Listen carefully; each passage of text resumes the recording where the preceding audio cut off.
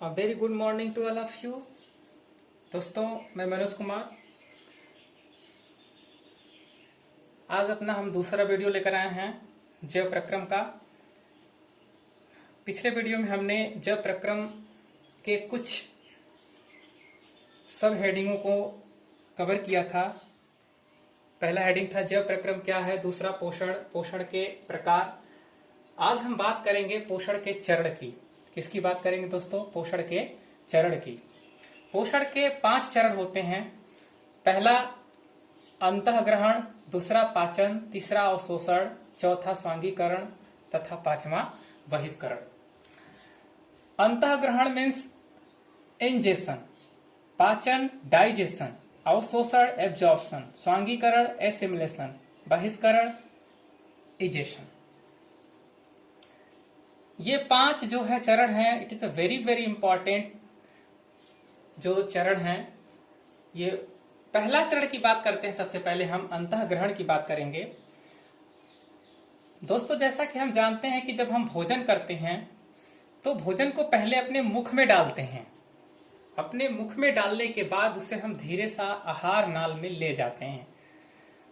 मुख आहार नाल वैसे मुख गुहा से लेकर के एनस तक फैला हुआ है, तो भोजन का आहार नाल में पहुंचना ही अंतःग्रहण कहलाता है। क्या कहलाता है? इंजेशन। भोजन का आहार नाल के अंदर, यानी मुख से आहार मुख में प्रवेश कर गया, आहार नाल में प्रवेश कर गया, ये कह सकते हैं हम। ये इसको क्या कहते हैं? अंतःग्रहण। भोजन का मुख में लेना और आहार नाल में ले जाना, ये पूरा अंतःग्रहण कहलाता है। दूसरा है पाचन।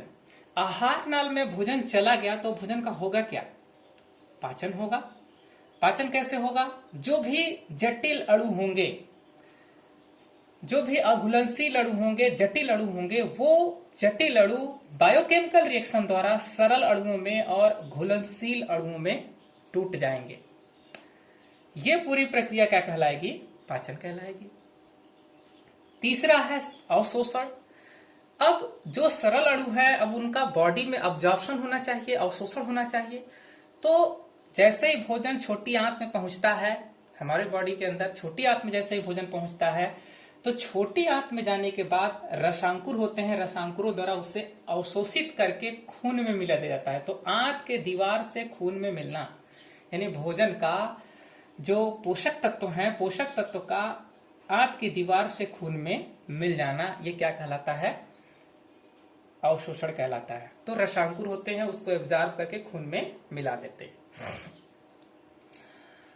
नेक्स्ट है, चौथा है भोजन को स्वांगीकरण। भोजन को शरीर के प्रत्येक भाग में पहुंचाकर ऊर्जा उत्पादित करना। अब भोजन खून में चला गया, भोजन का जो पोषक तत्व है वो खून में चला गया, ब्लड में मिल गया। अब ब्लड क्या करेगा? उसको प्रत्येक सेल तक पहुंचाएगा, प्रत्येक कोशिका तक पहुंचाएगा। जब वो प्रत्येक कोशिकाओं तक पहुंच जाएगा, तब क्या होगा? ऑक्सीजन आएगा। ऑक्सीजन उस पोषक तत्व को डिग्रेड करेगा, जो ग्लूकोज है उसे डिग्रेड करेगा, ब्रेक करेगा। तो ब्रेक करने के बाद जो ऊर्जा उत्पादित होगी वो कोशिका उसे गैन कर लेगा, ले लेगा, अपना काम करेगा। तो यहां तक की पूरी प्रोसेस, यानी भोजन पोषक तत्व को तोड़ करके ऊर्जा प्राप्त करने की जो प्रक्रिया है वो स्वांगीकरण कहलाती है। 5वां है बहिष्करण। बहिष्करण में क्या होता है? जो वेस्ट मटेरियल, अब ऊर्जा उत्पादन के बाद जो भी वेस्ट मटेरियल बचा हुआ है, जैसे लैट्रिन है, पेशाब है, पसीना है, ये सब वेस्ट मटेरियल है। अब इनको शरीर से बाहर निकालने की जो प्रक्रिया क्या कहलाती है? बहिष्करण प्रक्रिया कहलाती है। तो अक्सर पूछा जाता है कि इंजेशन और इजेशन में क्या डिफरेंट है? What is different between ingestion और इजेशन? तो इजेशन में क्या करते हैं? भोजन को ग्रहण करते हैं, जबकि इंजेशन में भोजन को ग्रहण करते हैं, जबकि इजेशन में बेकार की चीजों को शरीर से बाहर निकालते हैं। तो ये पूरी प्रक्रिया किसके क्या है? पोषण के चरण है। ये पोषण के चरण में 5 चरण आते हैं। Now we will discuss about amoeba में पोषण कैसे होता है। अब ये हम डिस्कस करेंगे। हम जानते हैं कि अमीबा एक कोशिकीय प्राणी है। इसके पास एक ही कोशिका होती है और पूरा का पूरा सिस्टम जो है, पूरा का पूरा ये पांचों चरण एक ही कोशिका के अंदर संपन्न होता है।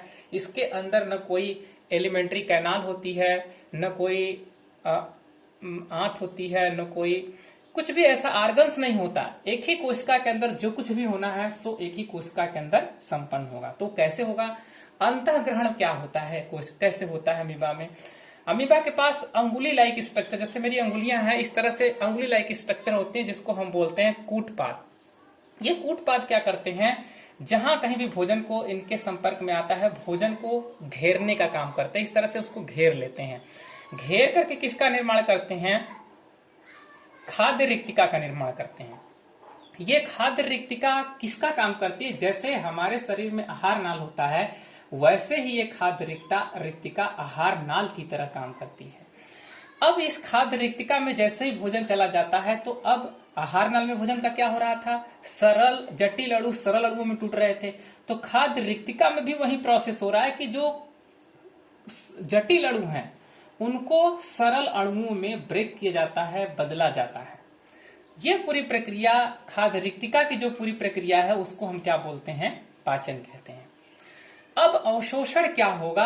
अब जब खाद्य रिक्तिका में ये जटिल अणु सरल अणुओं में ब्रेक हो जाते हैं, तो अब आगे ये अणु इस मेम्ब्रेन को पार करने के लिए एक प्रक्रिया अपनाते हैं, जिसको हम बोलते हैं विसरण। विसरण में क्या होता है? उच्च सांद्रता से निम्न सांद्रता की ओर पदार्थों का क्या होता है? गमन होता है। तो जो पदार्थ होते हैं इनकी सांद्रता उच्च होती है और ये क्या करते हैं? उच्च सांद्रता से निम्न सांद्रता की ओर गति करने लगते हैं और ये चले जाते हैं कहां पे?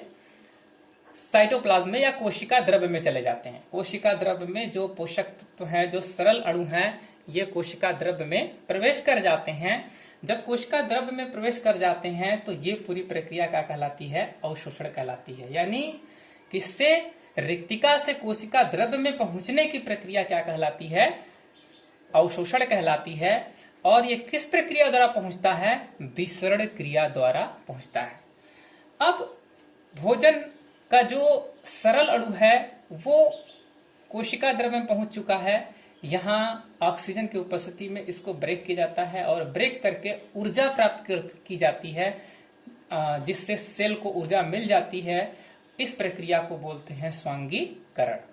उसके बाद अमीबा के अंदर कुछ बेकार की चीजें बचती हैं, जिनको ये अपने बॉडी के अंदर रखना नहीं चाहता है, उसे बाहर निकाल देता है, इस मेम्ब्रेन के रास्ते से बाहर निकाल देता है, जिसको हम बोलते हैं बहिष्करण। तो इस तरह से दोस्तों हमारे जो अमीबा है, एक कोशिकीय प्राणी है, वो अपने शरीर के अंदर ये पांचों चरण पोषण का, अंतःग्रहण, पाचन, अवशोषण, स्वांगीकरण और बहिष्करण को कंप्लीट करता है।